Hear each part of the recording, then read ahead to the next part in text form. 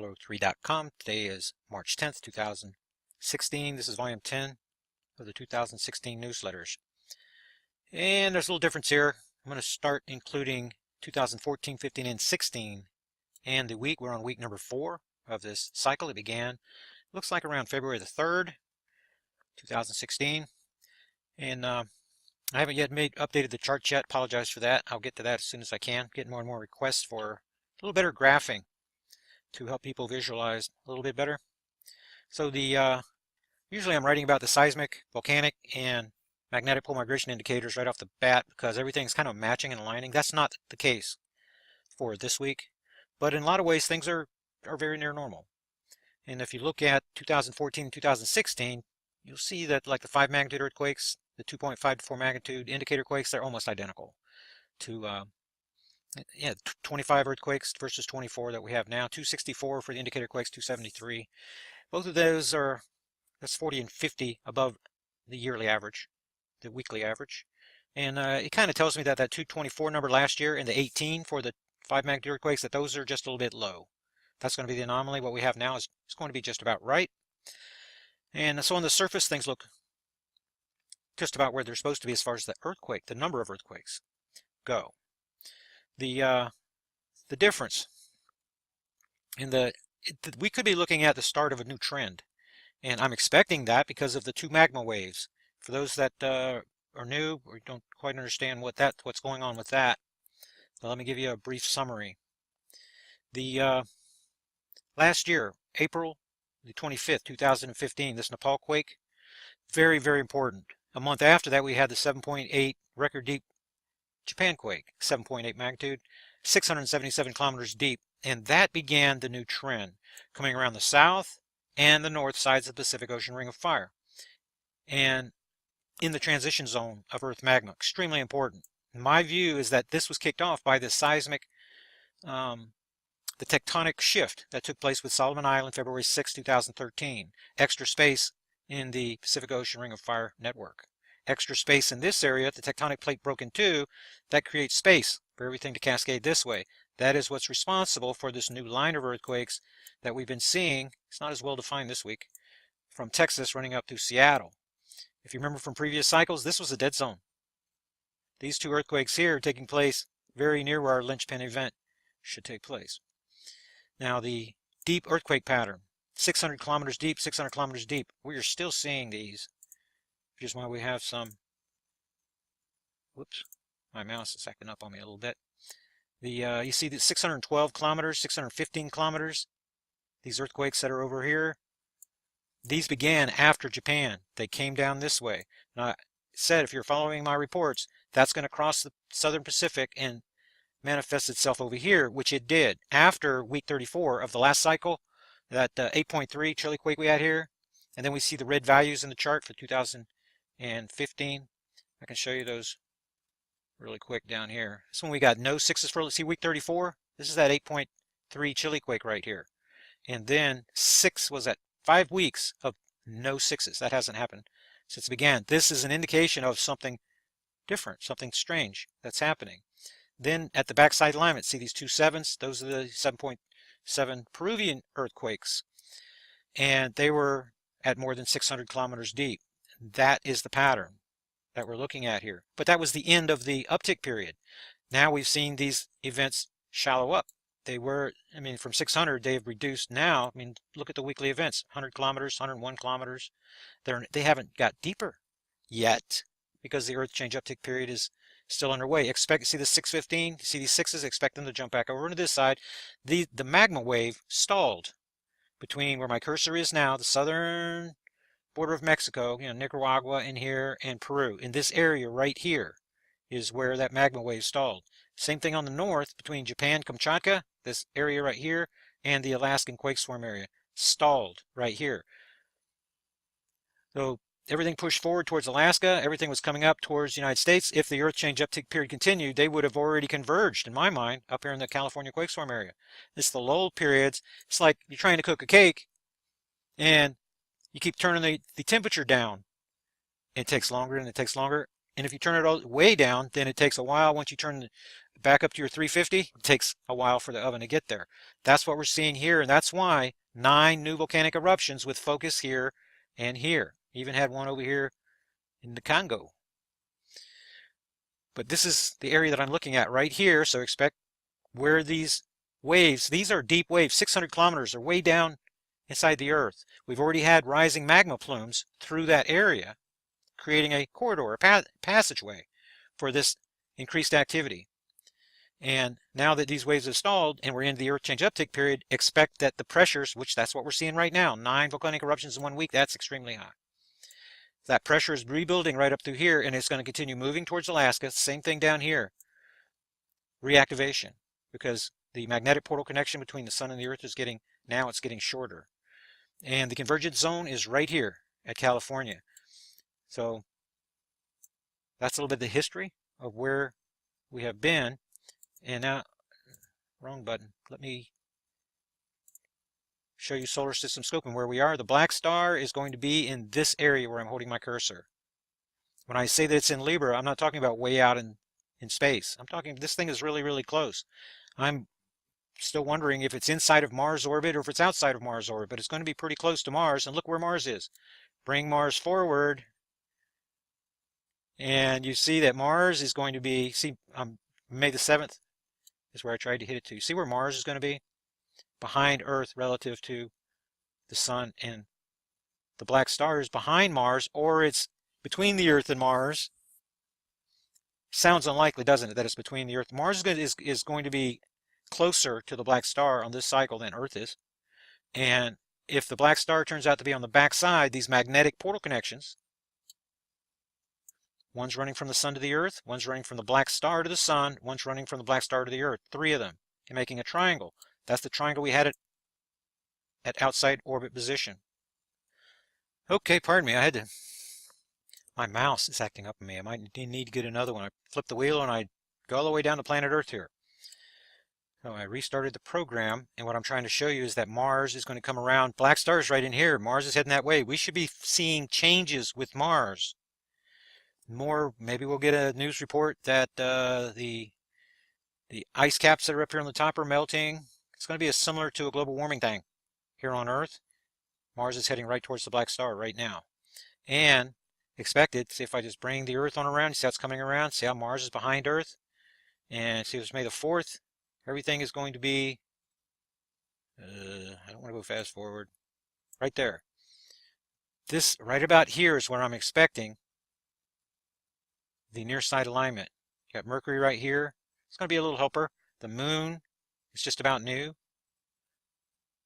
Black stars behind Mars. Magnetic portal connections are converging. The Earth is pulling these magnetic portal connections in between. Then as they get closer together, you're going to get that sprite formation, portal cross-firing, the powerful ionized clouds that form, and that's what caused the Martian dust storm in 2012. Mars in a similar position, so it looks to me like it's going to be around, well, did you want a really close-up look at Mars? Let me see if I can get this thing fixed for you again. Whew, this is getting tiring, fixing this program. I'm going to try not to do that again. So I'm still back on, I'm on May the 7th, right here.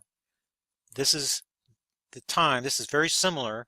If you go back, if I can just go back a few days without making this thing screw up, it's going to be right about here, April 29th, May the 1st, right in that area. These magnetic portal connections are going to come together, and we'll see.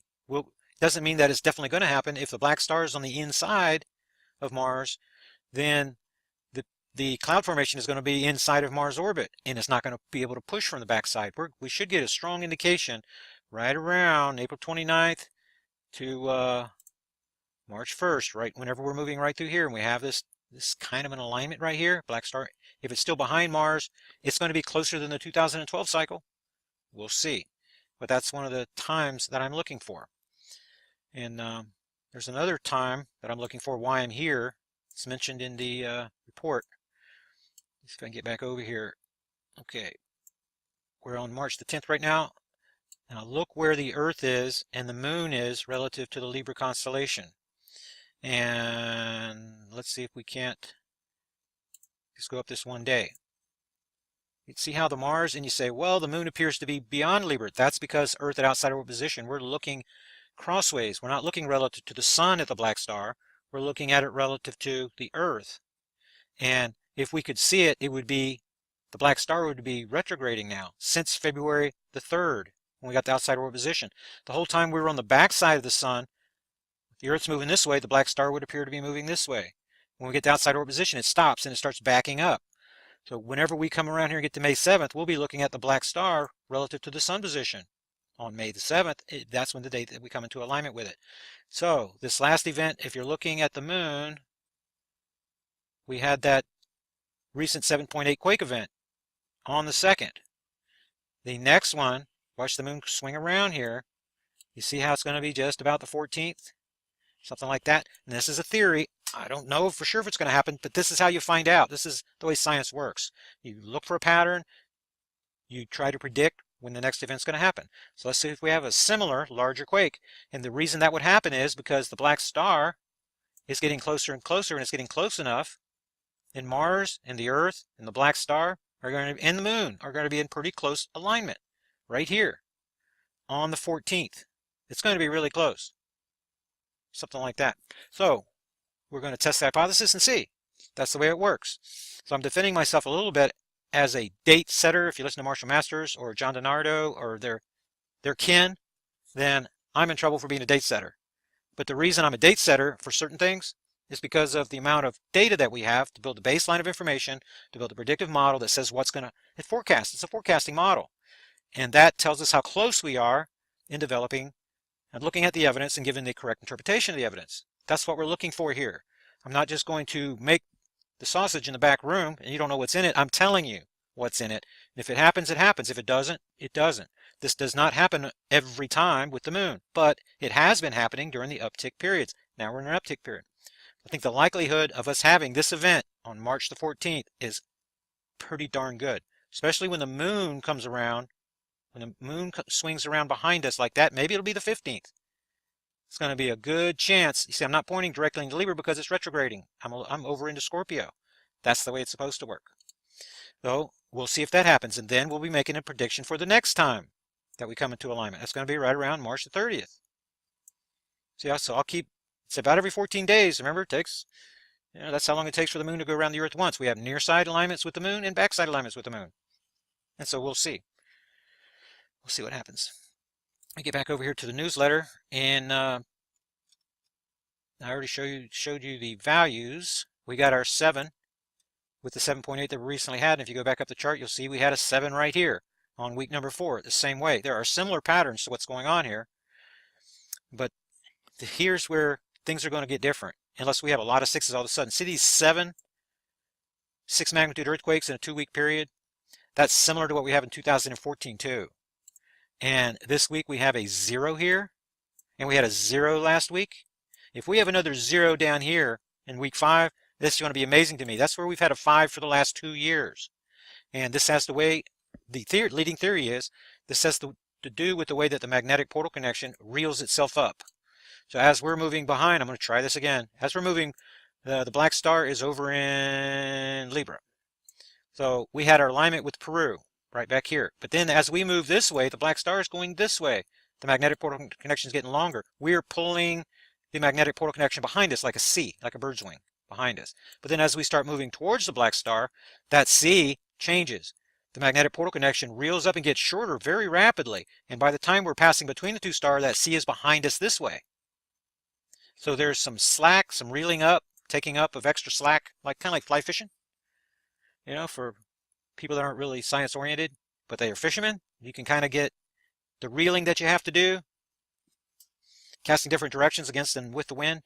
That's kind of similar to what we're talking about here. The magnetic portal connection, as we're getting closer and closer, gets more of a straight line, and it gives us that jolt.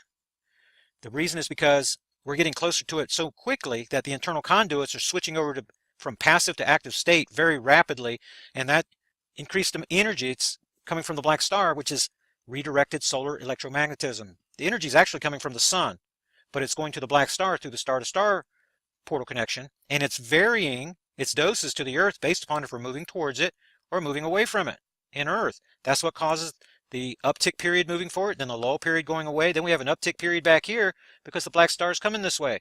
The magnetic polar connection shortens. And then when we come on around, we get this lull period. So we get a lull period here and here, and we get an uptick period here and here. That's what the seismic chart shows as we're going around the sun. So the magnetic pole migration with the black star in Libra is pointing towards Libra, and the seismic chart is pointing towards Libra. That's what the evidence is showing us right now, where we have multiple theories working on it. And I'll just tell you, it's a theory. This is, however, the explanation that explains the evidence, that just means we're on a hunt. We're investigators. We are doing research, and we're trying to explain what's going on. And after 6 years, this is what the answer appears to be, to the best of our ability to interpret the data that we have at our disposal right now. So this is what I'm describing right here. You'll see the lingo with the 600 kilometers deep. The magma waves, I just pointed them out to you.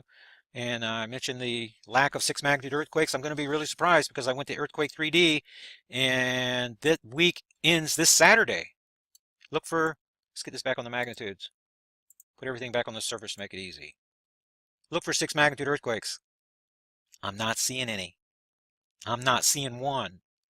This is reminding me at the end of the last cycle when we had 5 weeks of 0, 6s, and that's just not, when you go up and down the chart for years going back, that's just really not common. So that could be telling us that there's a disturbance coming. That if you're not getting 6s, pressure's building up, and then boom, you get all that release of pressure. The small move last week, I thought that might continue, but no, we're having one of the biggest weekly jumps. This is similar to what happened between January 7th and 14th. See that big jump there? We have another big jump, and this is the farthest north. North is this way. Siberia is this way. And this is the biggest jump north that I expect to see on the cycle. You see the way this bends out just a little bit? If I drew the circle, we saw the same bending out right here for 2015 and the same bending out for 2014. Now this is going to start coming back inwards again, and we'll see how close. See how the 2014-15 lines are almost identical? That happened up here on the top of the chart too. We're going to watch for this really to start retreating backwards, and then we'll see where we are with our March 27th of last year, but it looks like this magnetic pole position is ahead of schedule. And that's one of the indicators I'm looking for to tell me that we could be looking at problems for 2016. It's possible, maybe only 10% now, but whenever I was watching the magnetic pole for the last 2 months, everything looked like it was May 2017. And it could very well still be that way. But the faster ahead this magnetic pole gets related to last year and the year before, the more it's telling me that things are off and that the predictive modeling is not going the direction that I thought it would. So we're just going to keep an eye on this. See, I'm very confident it's going to come back nearer. But whenever we get to this position here, it should reach this position here about April, what is that, 4 days? April the 7th. April the 7th, it should be down in here. If April 7th is further forward, that's going to tell me the black star is in a different location, a little bit further left or right. That could change my May the 7th date for our alignment event. Again, I don't really expect that to happen, but this is surprising. This is just a little bit surprising to me when I'm looking at this magnetic pole migration data. And this top feature article, it's right below here. This is my reply to Dr. David Morrison. If you don't know him, then he's a NASA SETI guy. He spends a lot of time attacking people just like me. Earthplay has a page and multiple pages, just like I do. This guy, I'm trying to think of the name. It's mentioned in the next letter that I wrote to him, Cosmophobia or something like that. Where this guy spent quite a bit of time putting together. A lot of the data he has on me is incorrect, but you can tell somebody he spent a lot more time working on that than he does trying to answer the question of the magnetopause reversal and the Martian dust storm and the science that I'm trying to share with you. I sent him pages and pages of science, shrinking heliosphere, weakening magnetosphere, the patterns of what's going on with the mass animal deaths, the increase, the uptick in the meteor reports, and the guy sends me 2 sentences saying, well, that's not science. Yes, it is science. And you just don't really have an answer that explains not only these things happening, but all of these things happening at the same time. To me, that means there's an interloper in the solar system causing Jupiter's core to liquefy, superstorms on Saturn, Martian dust storms, the more discovery of water rather than ice in the solar system. Just like the Earth is warming.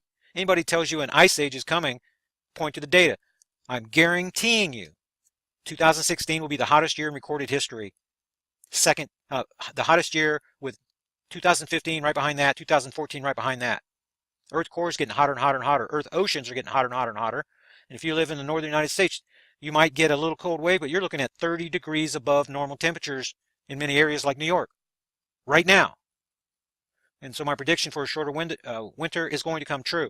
The polar vortex phenomenon could come down and swipe you a little bit, but down here in Florida, throughout February, the coldest month of the year, we've been running the air conditioner down here. I remember the beginning of February, sometimes you get 20 degree air that comes down. I looked at the nightly weather, 86 darn degrees, and it was dark. That's not normal. What we have going down here in Florida is not normal. Hotter than normal. And that's going to be the pattern moving forward. So I just want to bring your attention. This is one of the featured articles. And before I go any further and look at my time, I want to try to keep these under 30 minutes. Project Heroes for the week include Stephen and Sandra, George, and Tina. They all subscribed to Terrell's 2016 newsletter, and they have full benefits for the life of their subscription. Deborah, Tony, JD, Raphael, and David renewed their subscriptions from previous years. And Randy made another donation to the research. Appreciate that, Randy. And to everybody who supports Project Black Star Research. Without you guys, this really wouldn't be happening. And some reminders here. Oh, share these links. Remember, every subscriber, even a YouTuber, you get the free link in the description box. That's going to continue. I think part of the reason that there's more support for the research is because more YouTubers are sharing this information, and more people are going, hey, look, newsletters. Look, there's a source of information for all the change.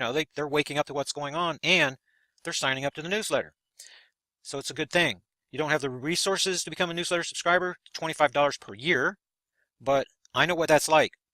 But what you can do is share my YouTube videos, share the newsletter links with others, and everybody in the world, you can communicate to everybody in the world if everybody knows somebody, which we do.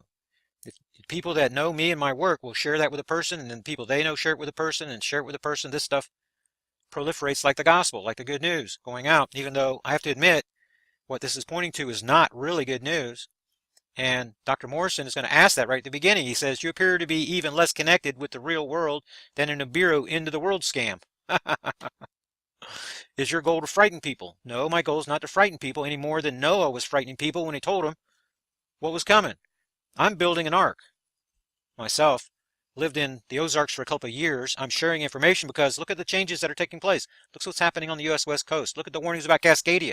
I'm not the lonely source of warnings of the Cascadia subduction zone. I'm not the only person. If you get below this, then that's what David is sending information about right now. Is David trying to scare people? No. He sees the information. It coincides with what I'm saying. I've been warning about this for the last 2 years, since 2014. Now everybody else is getting on board. Lots and lots of information. And a terrifying simulation shows how Pacific Northwest could be decimated by a megaquake caused by a Cascadia fault. It's not just me. There's lots of information on this stuff coming from a lot of different sources. Are these people fear-mongering? No. They are trying to wake people up about what the science says about what is coming. Oh, also, Astral Traveler. He made another video. Link to it's right here. I favorited it.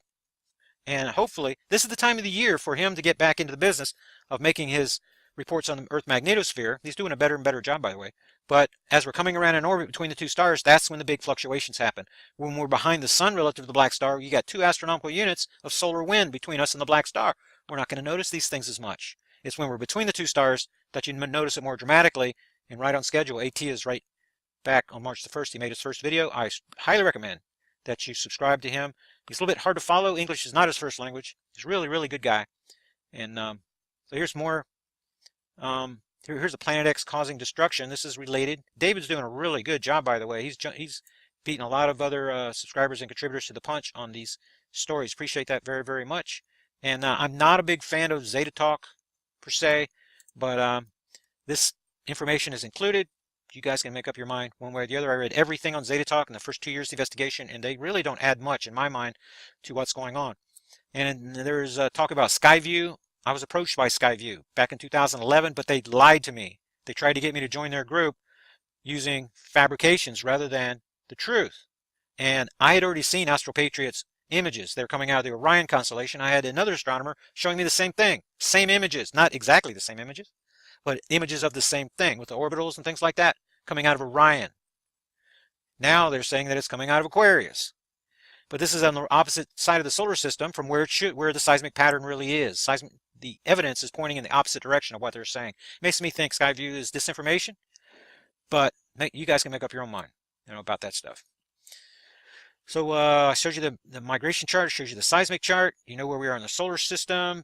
The earthquake values, just when I'm looking at the last day, although the chart is showing pretty much what it's supposed to show, then anomalies that I'm seeing, this quake swarm area that is now a California, Oregon swarm area, 2 years ago was down here by California. This activity is shifting north for sure. And it's widening. It's already been moved up through Yellowstone now for the last 6 months to a year. So this was well defined right down here. Now that it's proliferating, it's moving north. And like I said, these two earthquake events are in this quiet zone, Cascadias, right here. So maybe these are precursor events to what's coming next. I went out and defended Dutch Sense against the attacks that he was getting. We are going to be vindicated. He does recognize the seismic pattern. He just doesn't know what's causing it. But that's what genius is the ability to recognize patterns inside of patterns inside of patterns. The guy can do that. He's as good as anybody on the internet. But when he associates that, the cause of being an inbound celestial object, that's a star-like object, then he's going to be in my neck of the woods. As long as he's talking about fracking, you can't explain the global quake activity using fracking. And this is a swarm area. Fracking is taking place throughout the United States. And if we look at the depths, they have shallowed up here recently, but I'm still looking at 10 and 11 kilometers deep. And somebody's going to have to explain to me how you create an earthquake 11 kilometers deep with a welling operation, with a drilling operation that's going to go down a kilometer and across a kilometer, or down 2 kilometers. How are you going to do that so deep? What happens when these earthquakes get into the hundreds of feet deep, later than timeline? Then everybody's going to know it's not fracking. And what's going out here and along the west coast has to do with the tectonic cascade moving away, creating opportunity for slippage, but also volcanism. Magma making its way up through those cracks. That's why the venting, you saw the carbon monoxide story, real important, along with this proliferation. So watch for March and April. Watch for April and May to be big, especially the end of April. You're going to have a 3-week period with lots of earthquakes. The focus in that center week is going to be May the 7th. That's where the N is going to appear in my chart. Just like right here. That's where the N. You see all these earthquakes that took place 2015, the 7s and the 4s, values for 7 magnitude earthquakes, for 6 magnitude earthquakes, 7 magnitude earthquakes. This is the way it's going to happen, except for everything's going to move later, just a little bit later in the year, 11 to 13 days. So with that, remember that the radio show that I'm about to do at 4 o'clock is going to be, it doesn't appear at the link right now. It doesn't appear down here. You see 303. There's going to be a 310 when I upload. It's going to be put right here between 5 and 6 o'clock Eastern time. I obviously have to do the show first, but I'm allowed to record my own show, Revolution Radio. Then I upload that to the Dropbox folder and place the link right here. So you have this update report, this YouTube video update report. That's some... I'm about to throw this mouse away and get a new one. That's going to appear right here. And at the bottom, every week you have a radio report. See this long line? All these reports, they are uploaded to the Dropbox folder. It's going to appear right here. So everybody has access to all this information, one package. And that's been my, if you've been a newsletter subscriber for a while, you know this is the program. This was the program from the very beginning. This is what you get. And my loyalties to my newsletter subscribers, that's what each radio show's for, to keep them updated on the information that's happening weekly. And you don't see a lot of radio like we used to do, 7 radio shows a week. That ended in 2012 when our group came under attack. Now we have a skeleton crew of people, and I try to send out the information so everybody has access to it, but without banging the big drums. That's what got us in trouble in 2012. So it's kind of a skeleton crew operation, but we still are dealing with the science. We still have the seismic pattern. Something definitely coming from space. Become a newsletter subscriber at terralog3.com. $25 per year. In my view, this is the best Planet X / Nibiru type investigation on the planet. We put together more science, show you more patterns, predictive modeling than anybody else. And in fact, the Planet X movement is criticizing us for doing that. So we're going to watch the next moon alignment. It's going to come on the 14th or the 15th. We'll see if that happens or not. And then I'll give you the next date for the next moon alignment. They're going to be about every 2 weeks. That's going to happen through the uptick period. No, I'm not expecting every single one of them to have it, but if we are going to have one, just like we had one on March the 2nd, we'll see if it's going to happen about March the 5th, 14th, or 15th to see if there's a pattern there. So thanks again. This is the end of this report. Pretty sure everything is included in here, and I will see you guys on the next Black Star update report. Unless something big happens, I'll have an extra video during the week. I'll see you guys next time. Hello YouTube and newsletter subscribers, this is Terrell from Terrell03.com. Today is March 10th, 2016. This is volume 10 of the 2016 newsletters. And there's a little difference here. I'm going to start including 2014, 15, and 16. And the week, we're on week number 4 of this cycle. It began, looks like around February the 3rd, 2016. And I haven't yet updated the charts yet. Apologize for that. I'll get to that as soon as I can. Getting more and more requests for a little better graphing to help people visualize a little bit better. So usually I'm writing about the seismic, volcanic, and magnetic pole migration indicators right off the bat because everything's kind of matching and aligning. That's not the case for this week, but in a lot of ways things are very near normal. And if you look at 2014, 2016, you'll see that like the 5 magnitude earthquakes, the 2.5 to 4 magnitude indicator quakes, they're almost identical to 25 earthquakes versus 24 that we have now. 264 for the indicator quakes, 273. Both of those are, that's 40 and 50 above the yearly average, the weekly average. And it kind of tells me that 224 number last year and the 18 for the 5 magnitude earthquakes, that those are just a little bit low. That's going to be the anomaly. What we have now is it's going to be just about right. And so on the surface, things look just about where they're supposed to be as far as the earthquake, the number of earthquakes go. The difference in we could be looking at the start of a new trend, and I'm expecting that because of the 2 magma waves. For those that are new or don't quite understand what's going on with that, so let me give you a brief summary. The last year, April the 25th, 2015, this Nepal quake, very, very important. A month after that, we had the 7.8 record deep Japan quake, 7.8 magnitude, 677 kilometers deep, and that began the new trend coming around the south and the north sides of the Pacific Ocean Ring of Fire, and in the transition zone of Earth magma. Extremely important. My view is that this was kicked off by this seismic, the tectonic shift that took place with Solomon Island February 6, 2013. Extra space in the Pacific Ocean Ring of Fire network. Extra space in this area, the tectonic plate broke in 2, that creates space for everything to cascade this way.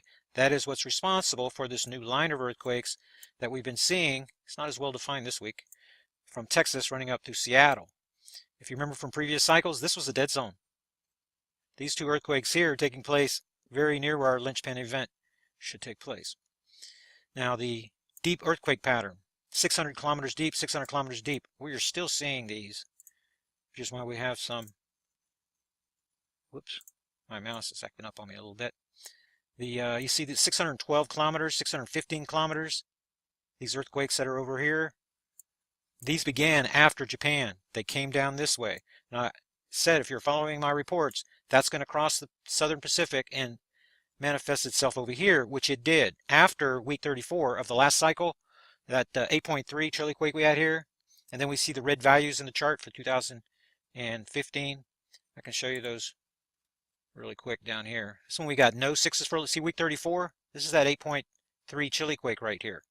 And then 6 was at 5 weeks of no 6s. That hasn't happened since it began. This is an indication of something different, something strange that's happening. Then at the backside alignment, see these 2 7s? Those are the 7.7 Peruvian earthquakes. And they were at more than 600 kilometers deep. That is the pattern that we're looking at here. But that was the end of the uptick period. Now we've seen these events shallow up. They were, I mean, from 600, they've reduced now. I mean, look at the weekly events, 100 kilometers, 101 kilometers. They haven't got deeper yet because the Earth change uptick period is still underway. See the 615? See these sixes? Expect them to jump back over into this side. The magma wave stalled between where my cursor is now, the southern border of Mexico, Nicaragua in here, and Peru. In this area right here is where that magma wave stalled. Same thing on the north between Japan, Kamchatka, this